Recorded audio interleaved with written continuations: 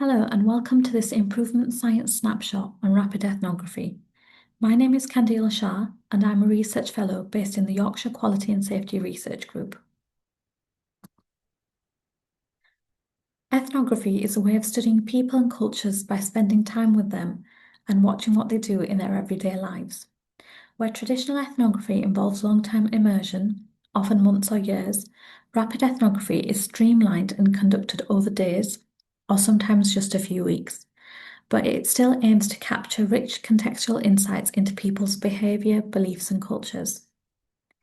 Rapid ethnography preserves the core of traditional ethnography by using observations, interviews, and attention to everyday routines, but compresses the process to fit into tight deadlines.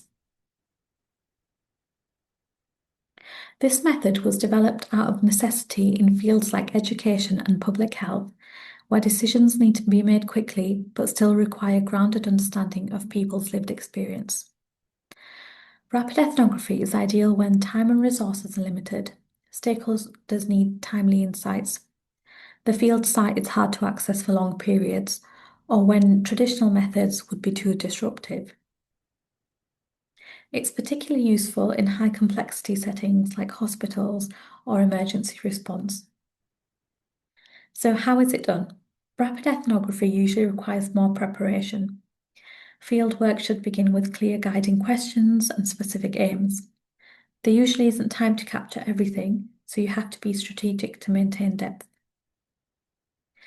You may plan to observe certain activities. For example, in a hospital, you may choose to shadow certain members of staff or observe specific meetings.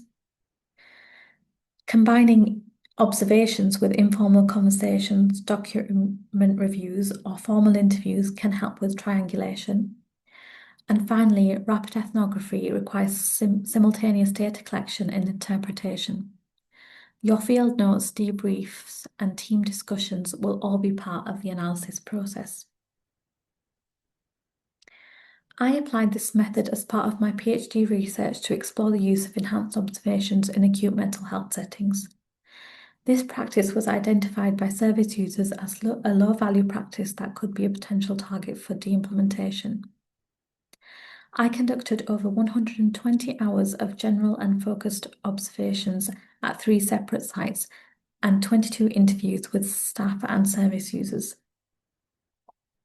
Within the time constraints of the PhD, I was able to explore how staff and service users experience and perceive enhanced observations, understand how the context and culture of the ward impacts the use of this practice, identify barriers and facilitators to de-implementation of this practice, and identify strategies for de-implementation. If you'd like to learn more about de-implementation, there is a snapshot by Andrea Patey devoted to this topic.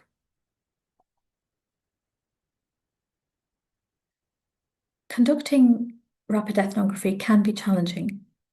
Whether you're a participant observer or a fly on the wall, you should be constantly aware of your presence and positionality and how this shapes what you see and hear. Less time in the field work means that trust and rapport with participants must be built quickly. This might involve participating in their routines and activities, acknowledging your role as an insider or as an outsider, and respecting their boundaries if people don't want to engage straight away. You may encounter emotionally charged environments, so it's important to be prepared with debriefing strategies. Although there are some challenges to using this method, rapid ethnography brings the depth of ethnographic insights to settings where time and access don't allow for long-term fieldwork. The key strengths of this method are that it's actionable and flexible. Thank you for listening. Please see the further reading for more details about rapid ethnography and feel free to get in touch if you have any questions.